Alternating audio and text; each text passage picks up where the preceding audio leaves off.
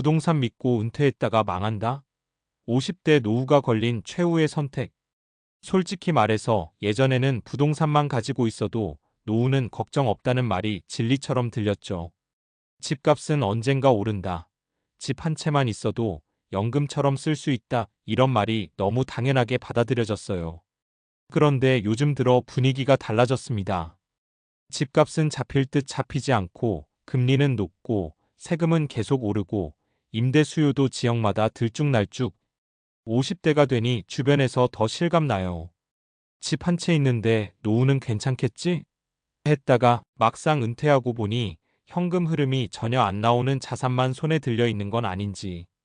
또 일자리는 줄어들고 건강은 예전 같지 않고 지출은 오히려 더 늘어나고요. 그래서 요즘 사람들 말합니다. 부동산만 믿고 은퇴했다가 망했다고. 그리고 이건 남 얘기가 아니라 지금 은퇴 준비 중인 우리에게 너무 현실적인 문제입니다. 이 글에서는 부동산 중심의 은퇴 전략이 왜 흔들리는가, 50대 이후 어떤 선택이 전략적으로 필요한가, 실제로 어떤 사례가 있는가를 구어체로 현실적으로 풀어보겠습니다. 1. 부동산이 노후 자산이라는 믿음이 흔들리는 이유. 1. 집값은 올라도 내 삶이 나아지는 건 아니다. 한국의 특성상 대부분의 부가 부동산 형태로 묶여 있죠. 평생 모아 산 내 집이니까 안전하다고 느껴지지만 문제는 그 자산은 팔기 전까지는 돈이 아니라는 것입니다. 물가가 오르고 지출이 증가해도 집이 대신 돈을 내주지는 않잖아요. 이 50대 이후 지출은 오히려 커진다? 많은 분들이 나이 들면 돈 쓸 일이 줄어든다고 생각합니다. 하지만 현실은 반대예요. 의료비 증가, 자녀 결혼 독립 지원, 집 보수 비용, 차량 유지비, 고정비 상승. 집값이 올라도 생활비는 집이 대신 내주지 않기 때문에 현금 흐름이 부족하면 결국 자산 부자, 현금 빈곤층이 됩니다. 3. 부동산은 불확실성이 커졌다. 인구 감소, 지역 양극화, 정부 규제, 매매 감소. 특히 지방이나 외곽의 집상가들은 팔고 싶을 때 팔리지 않는 자산이 되어버린 경우가 많습니다. 2. 50대 이후 왜 현금 흐름이 가장 중요할까?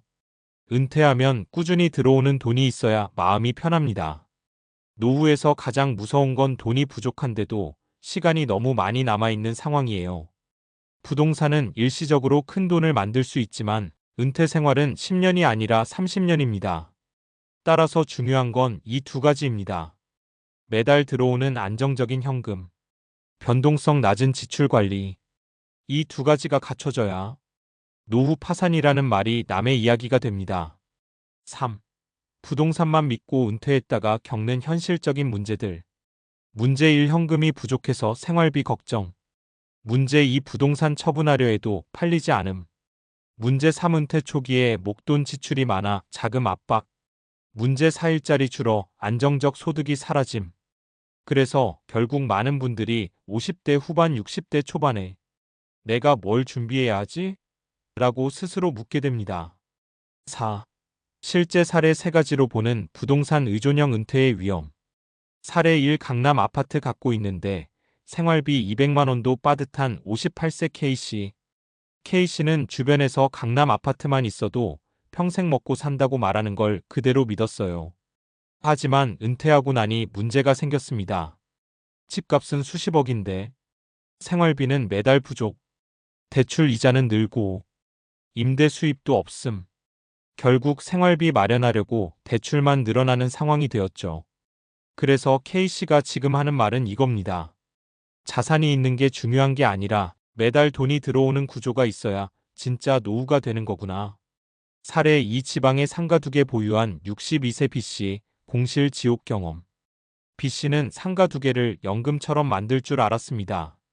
하지만 인구 감소 경기 침체 임대 수요 급감으로 한 상가는 1년째 공실, 다른 하나는 임대료를 반 이상 깎아도 세입자가 안 들어왔죠. 결국 B씨는 상가 유지비 세금 관리비만 내면서 오히려 돈이 새어나가는 역수익 구조를 경험하게 됩니다. 사례 3. 55세 전업주부 L씨, 집값 오르는 동안 정작 본인 노후 준비는 0원. 남편이 집값 상승에만 관심이 많았고 L씨는 집값 오르면 괜찮겠지라고 생각하며 살았습니다. 하지만 갑자기 남편이 건강 문제로 조기 은퇴하게 되었고 그때 알게 된 사실은 이거였죠. 둘 다 연금 준비 거의 없음.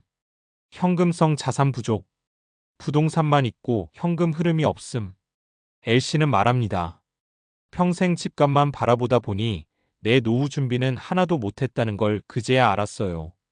오, 그렇다면 50대 이후 어떤 선택이 필요한가? 부동산 비중을 조금씩 줄여 현금 흐름 자산을 확보하기. 주택연금. 월세형 부동산 과도한 기대 수익 금지. 배당형 자산. 안정형 금융상품. 공적연금 개인연금 점검. 부동산은 전부 팔라는 게 아닙니다. 노후는 안전한 현금 흐름이 핵심이기 때문에 구조조정이 필요하다는 뜻이에요. 부업 파트타임 전문직 재취업 등 2차 소득원 준비. 은퇴 후 다시 일하는 게 선택이 아니라 안전장치가 되는 시대입니다. 50대 이후 재취업 프로그램. 자격증 기반의 파트타임. 온라인 기반의 소득. 경력 기반 컨설팅 코칭. 소득이 조금이라도 있으면 노후 자금이 5년 이상 오래 버틸 수 있습니다. 은퇴 후 지출 패턴을 정확히 계산해야 한다. 예상보다 지출이 많으면 자산이 아무리 있어도 소용이 없습니다. 월 고정비 절감. 1년 단위 의료비 예산 세우기. 주거비 조정. 자동차 교체 주기 늘리기. 지출 관리 자체가 하나의 자산 관리 전략입니다. 6. 결국 50대의 최후의 선택이란? 부동산은 무조건 나쁜 자산도 무조건 좋은 자산도 아닙니다.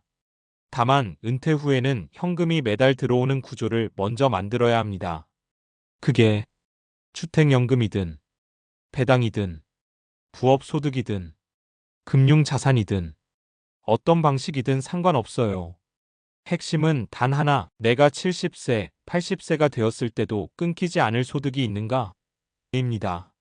50대는 선택의 시간이자 앞으로 30년의 노후가 걸린 마지막 골든타임입니다. 부동산만 믿는 전략에서 벗어나 현금 흐름을 중심으로 노후를 다시 설계해야 합니다. 지금이 바로 살아갈 수 있는 노후가 아닌 지속 가능한 노후를 설계하는 시작점입니다.